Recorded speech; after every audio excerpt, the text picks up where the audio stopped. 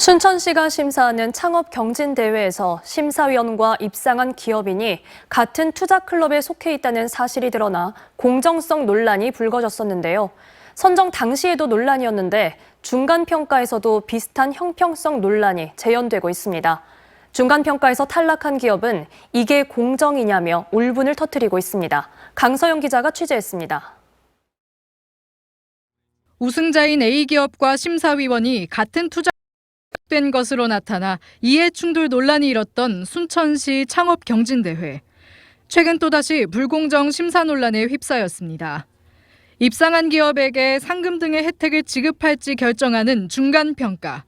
이 평가의 평가위원이 우승자인 A기업과 이해관계가 얽혀있다는 주장이 제기됐기 때문입니다. A기업은 중간평가에서 심사기업 중 유일하게 가장 높은 등급인 S등급을 받았습니다. 그런데 취재 결과 지난해 말 치러진 이 중간평가의 심사위원 4명 중 2명이 A기업의 사실상의 주주인 것으로 나타났습니다.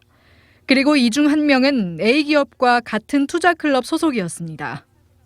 중간평가에서 탈락해 상금과 사무실 입주 기회를 박탈당한 다른 기업 대표는 이 같은 사실에 대해 분통을 터뜨리고 있습니다. 그러면 안 되죠. 공정한 사회인데 저도 가만히 안 있죠. 불공정 심사 논란 때마다 언급되는 A기업과 A기업이 소속된 투자클럽. 이 둘과 관련된 심사 불공정 논란은 다른 창업 관련 기관에서도 불거지고 있었습니다. 지난 2020년 전남 창조경제혁신센터가 공모를 통해 A기업을 투자 대상 기업으로 선정했는데 이 사업의 평가위원 5명 중 1명이 A기업이 소속된 투자클럽의 회장이자 A기업 대표의 부친인 것으로 드러난 겁니다. 이에 전남 창조혁신센터 측은 A기업 대표의 부친이 자진해서 심사 기피 신청을 했기 때문에 심사 절차상의 문제는 없다고 해명했습니다.